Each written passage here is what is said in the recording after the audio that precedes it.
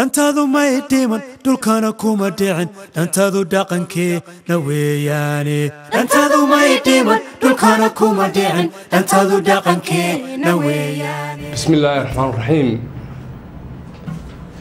kabaygan magaciisa waxa la yiraahdaa dhambaal ayaa la yiraahdaa maaso dhambaal baa la yiraahdaa waxay soo baxday 1995 muhiimadda ugu weyn ee gabaygan uu ka hadlay waxa weeyaan ayaan darrada iyo hoggaan xumada ku dhacday ummadda Soomaaliyeed iyo ummadda lafteeda sida ay isu dhaafsan yihiin hogaamiyayaashooda iyo dadku fikradda ay qabaan bal markaas gabaygii dhambaal haynoo bilowno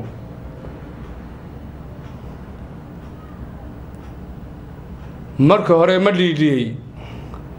ma dhibsaday hafeeftiiyo dhamacdiiyo kulaylkiiyo dhuxushiyo dhimbiilaha dadka lagu dhex tuuree dhan kastaba ka hurayee ninkii maanta dhayla dhiifteeda bi'inla dhismaheeda kabila daawacana daweynla hadduu dhoohan yahayoo dhaari ay ku buuxdo dhoylaawe uu yahay anigaa ka dhididoo alka ay ka dhowdiyo runta dhiibin doono dhabadeeda marayee balan hoos u dhaadhaco dhurwaayada dagaalka ee xinshiraha dhex jiifow dhallaankii qalqalaatoo dhiigoodii shubatee goormaa dhargaysaan dhurwaayada dagaalka ee xinshiraha dhex jiifow dhacan nagu bannayso dhaxan baan nahaysee goormaan dhufayskiiyo dhuumashada ka baxayna dhurwaayada dagaalka ee xinshiraha dhex jiifow bulshadii dhaqmaatiga dhalashada wadaagtee dhudhunkeedu mid ahaa intay kala dhaqaaqeen kala dhaxal ahaadee goormay dhadhabashiyo isu soo dhowaan iyo dhexdhexaadin heliyo dhabta ay u daadegi dhurwaayada dagaalka ee xinshiraha dhex jiifow hubkan lagu dhammaaday dadkaa u dhiibteen idinkaa dhunkaaliyo dhabatiyo wax baasiyo dhira dhabata mariyo qoloqolo ku dheeho annaga isla dhacaynee gormaannu dhigaynaa dhurwaayada dagaalka ee xinshiraha dhex jiifow inta dhoofku maqanee dhacantee hayaantee dhedadiyo qabowgiyo barafku uu ku dhacayaa aday kaa dhiyaasho haddana kaa dhur sugayaan goormay dhulkoodii dhibla'aan u tegayaan dhurwaayada dagaalka ee xinshiraha dhex jiifow dhaqankii burburiso dhagxumaa asiibteen waxba dhaafi weydoo dhiriq baad dugsanaysaan dhukaan baydin wada galay dhugataa ka simantiin dhunyeedhiskiinnana qof dhagaystay garan waa waxse dhoobigaygii siyaasigu waa dhoobi waan shaqaale laakiin lama arag shaqaale intuu dayacay xoolihii haddana ninkii xoolaa lahaa u hanjabayo oo weliba dibindaabiyanay lama arag waxse dhoobigaygii biladaha dhalaaliyo ku dhammeeyey darajada dharaartii la joogaba ummaddayda dhibantee dhalanteedka lagu sabo tabdhaqiina liitaa dadka kala dhantaaloo dhidar xoolo loo diray dhiigooda mooyee dhay inuu ka maalaa dhici mayso weligeed ummad yahay dhitinaysee lafta dheeri jaban tahay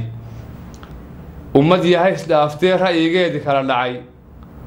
ummad yahay dhanqalantee dhagiday u seexdeen dhinaceedii daalee misna aan dhifsoon jiib ummad yahay dhasheediyo dhidigeedii biisee dhex yaray gashaantida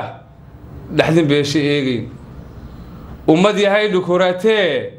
dhimashada u taagani ummad yahay dharaarmaal